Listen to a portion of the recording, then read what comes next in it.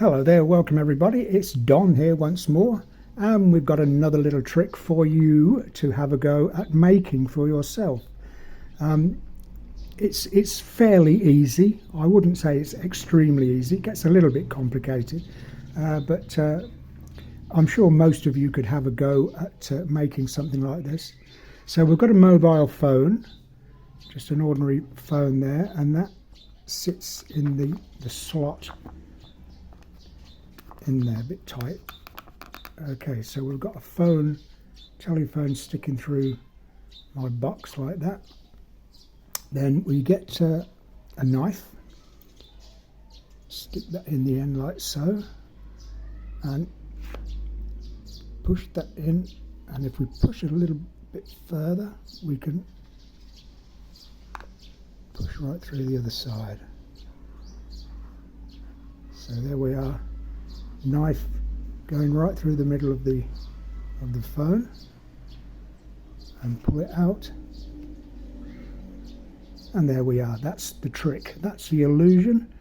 The next part of the video will be exactly all the measurements you need and all the materials and everything that you will need to make your own version. Okay, so please, before I continue, please subscribe to the channel and click the notification bell, and you'll be informed when I put new videos up, which I hope are at least one or two a week. So we'll get on with the video then, and here we go. So the first thing we need is a mobile phone. It doesn't matter if it's anyone else's or your own, you're not going to harm it. It's not going to be harmed in any way. And most mobile phones seem to be 3 inches wide, or 75 millimeters. If you've got a wider or smaller phone, then obviously the measurements will need to change accordingly, but we'll assume that you have a mobile phone that's 3 inches wide. Okay, so first thing you need is some 2mm card. This is what I always use, well, mostly use for my things that I make. So 2mm card, and we need 2 pieces, and they need to be, I've got the sizes here somewhere. Yeah, 8 inches by 4.5 inches. So 8 inches that way, 4.5 that way, 20 centimeters that way, and 11.5 that way. And we need 2 pieces that size. Okay. On both pieces we need the cutout for the telephone, and it needs to be quite a tight fit. You don't want it to drop through easily, otherwise you'll drop your phone, and you don't want that to happen. So you measure the width. The width is going to be different on most phones because of the covers. It may have a cover on it, but mine hasn't, and it's only 5/16 wide. So whatever phone you're going to use, measure the width, and then measure 3.5 inches from the end. So from the end to there, draw a line, then the width of your telephone, and another line there. Okay, and then measure find the center, and then 1.5 inches either side of the center is going to give you 3 inches or 75 millimeters, and that's where you need to cut to, like that. Okay, so we need 2 slots, both in the same position on both pieces of card. Slot there, so that this is quite a tight fit when it goes through both slots. Okay, then when you've done that, you need another piece of card, and the size is 3 3/4 by 6 3/4. So 3 3/4 that way, 6 3/4 that way, or 9.5 centimeters by 7 centimeters. And the idea of this piece of card is that it's going to run like that. It's going to move like that between two, like railway lines, if you like. So when you've got the card in the middle like that, and you put a piece like that and a piece like that, it's going to move quite easily like that. Okay, we'll cut out the shape that we need later, but for the time being, this is what we want, this piece of card to move freely like that. Okay, and these rails, you need to measure 1/4 of an inch from the end and then start the rail on that line there like that, and the same this side, so it'll be like that. Okay, so I'll go away and cut my slots, put my railway lines on, and hopefully this will slide up and down. So I'll be back in one moment and we'll do the next bit. So we've got our slots cut in the two larger pieces of card like that, so that the telephone will it doesn't want to fall straight through, but a nice tight fit like that. Okay, and we can discard one for the moment, and with the other one, you remember we put these two rails down the side so that the smaller piece will slide between the two rails like that. Okay, and the width of the knife that we're going to push through, I've made about 1 inch and 1/8. Doesn't need to be that accurate, but around about that, so something like 28 millimeters wide, and then put these pieces either side so that when that goes on the top like that, all you'll be able to do is just put the blade through that slot and the other end will come out there. Okay, so those in, and then a piece 3/8 of an inch wide just above the slot like that, so that when we put this in, decide how long you want this piece to be. Doesn't really matter, but leave a bit of a chunk here. So I think that's about 2 1/4, maybe 2.5 inches. So when the blade is pushed out, it's going to hit that shoulder, because we're going to cut these pieces out. So 2.5 inches back, and then cut those pieces out. So this shoulder will hit these pieces here. Then mark out a line just below the slot there. So when we cut this square out, when we move it backwards and forwards, it's not going to interfere with our slot, if you know what I mean. When I cut this out, you'll see more what I mean. Now then, the bottom part. So we're going to cut those 3 pieces out, that bit, and this square.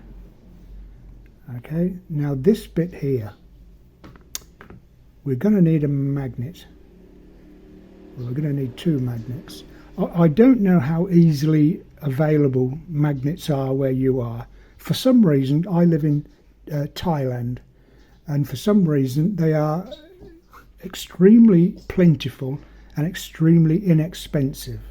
I've just ordered 50 of these for just over £1, a couple of dollars, very inexpensive.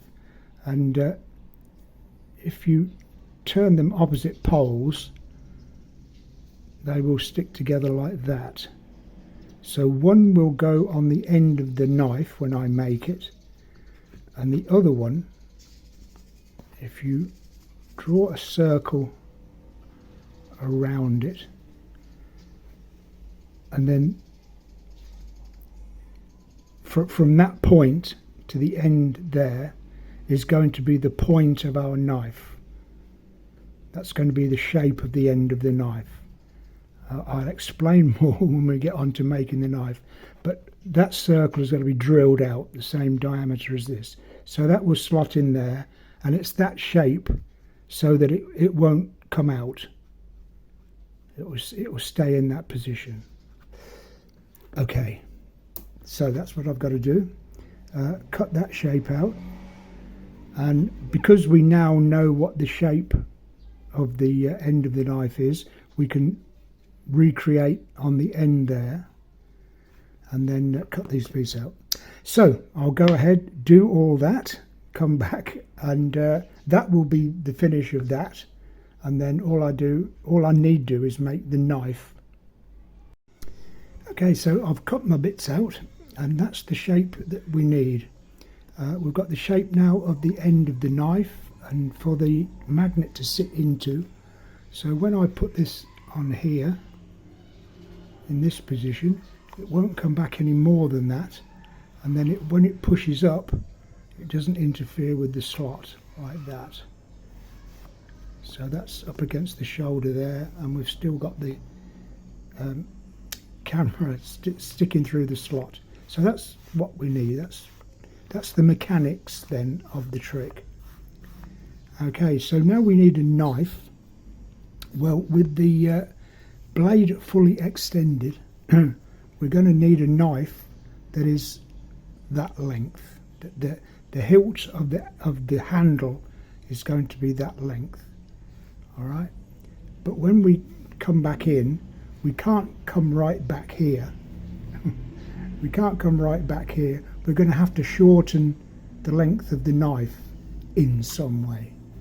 So with the handle, we've got 1 1/8" wide blade, but at this end, so when you cut your original piece of card, make this 1/4 inch wider, so we've got a little shoulder either side.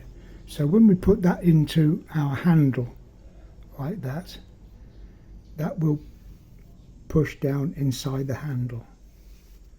So when we're out there, if I can do it, put the other side on, make it easier. That will be the knife. We're going to make it look a bit better than that. But when we push it up into this, we can make it shorter so that it's more convincing when that knife goes in. Are you with me still? Okay, so I've made the circle on the end there for the other magnet to sit into, but what we need to make it look a lot better than that, and obviously we can't have the magnet sitting on its own on the end there. So we need a piece of card, a piece of very thin card on the top, and we can make a nice sharp edge, nice sharp end to the knife there, and then we won't see the magnet in the end. Well, it won't be so obvious. So we need a piece this side and a piece this side, and that will make the knife look a lot better.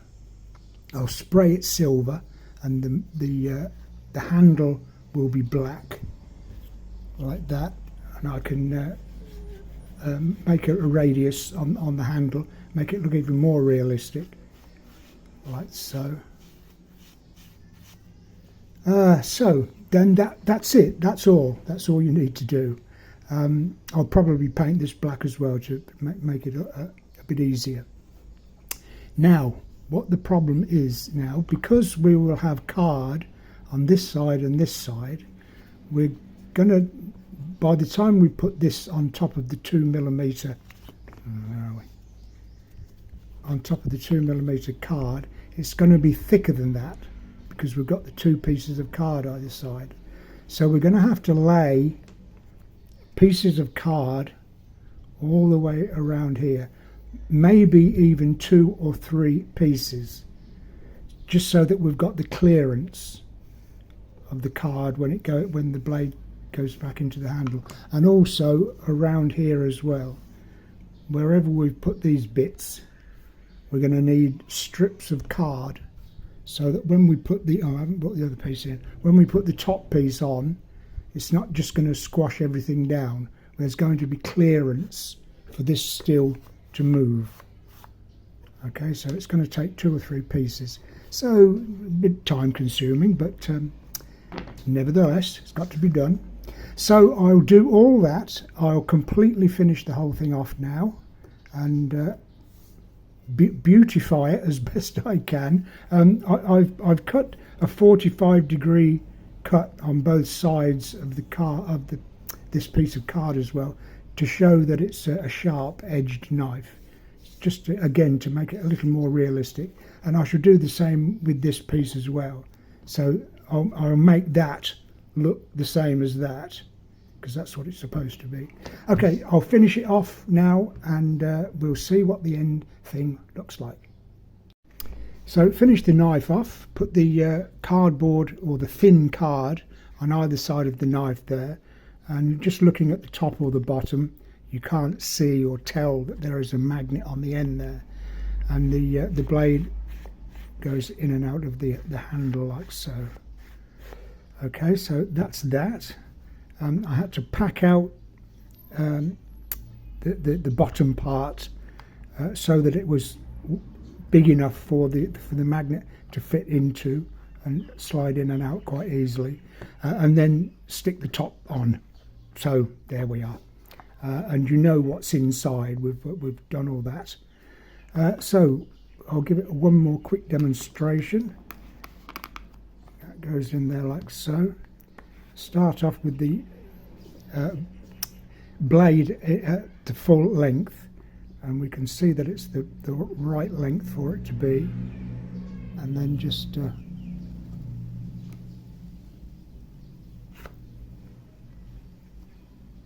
and then it'll go through like that.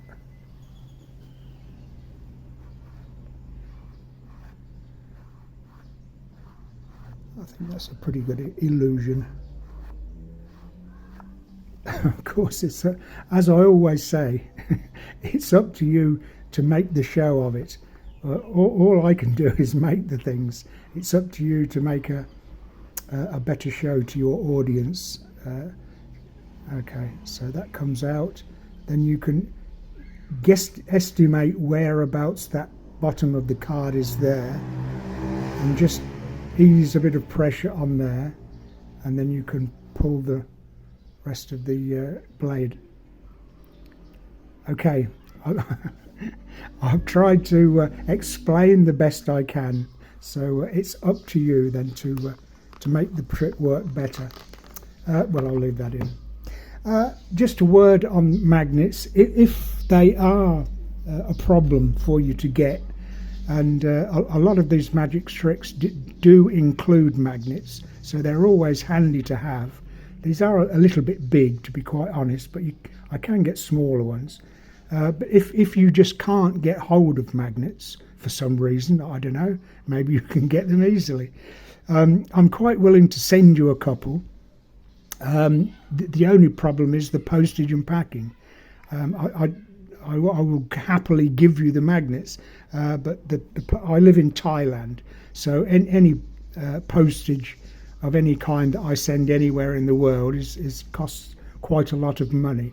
So I don't know, a couple of pounds, $2 or $3, whatever. Let me know. We'll sort something out, and I'll send you a couple of magnets. Okay, so I'll leave it with you. Please have a go yourself. Try even to make a better job than me, which wouldn't be too difficult. And I'll see you in the next video with something new. And thanks for watching. I'll see you next time.